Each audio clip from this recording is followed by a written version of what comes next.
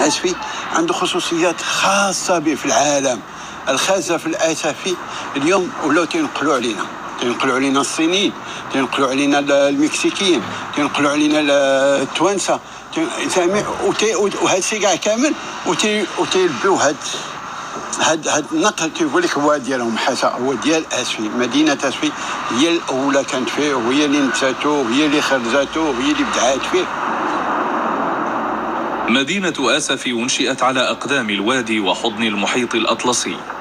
وادي الشعبة هو منبع أول للخزف وأول للطين، الذي خلد ذكره صناع خزف علت أسماؤهم كما يعلو دخان فران في السماء.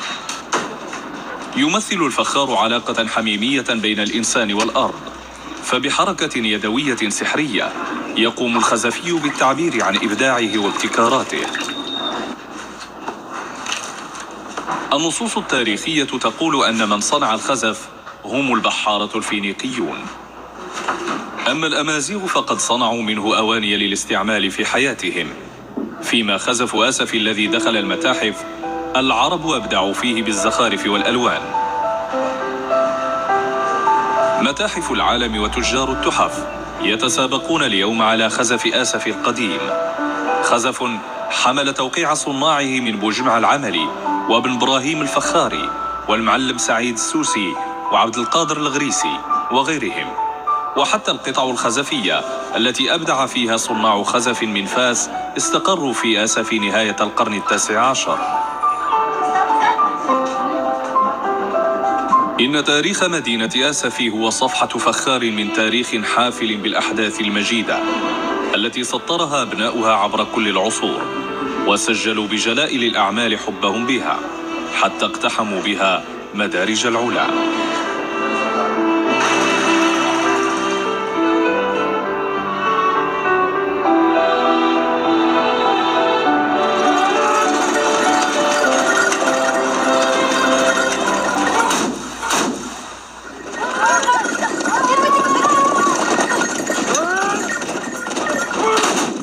هذه الهواية تعرف بالتبوريضة، وتجسد المعارك التي خاضها فرسان المغرب في مختلف الحروب التي عرفها البلد في العقود والقرون الماضية، حين كان حمل البندقية وركوب الفرس فعلا ضروريا لخوض المعركة.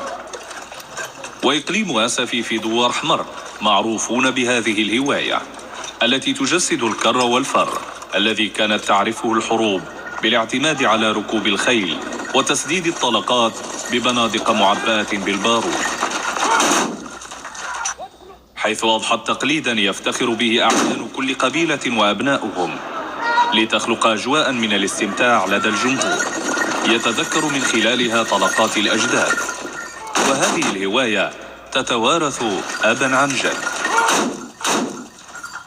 منطقة حمر كتنظم فيها عدة مهرجانات لتبوريضة، وهذا كنعترفوا به لأنه الناس ديال المنطقة المخيم ديالهم هو المهرجانات وهو المواسم، لأنه الناس عندنا ما كيمارسوا إلا هذه الهواية وهذا التراث. الناس عندنا ما كتمارس لا غولف لا تينيس، هذه التراث ديال المنطقة وحنا كنفتخروا به. لا تنسوا الإعجاب بالفيديو والاشتراك في القناة تشجيعا لنا لنستمر بنشر المزيد إن شاء الله.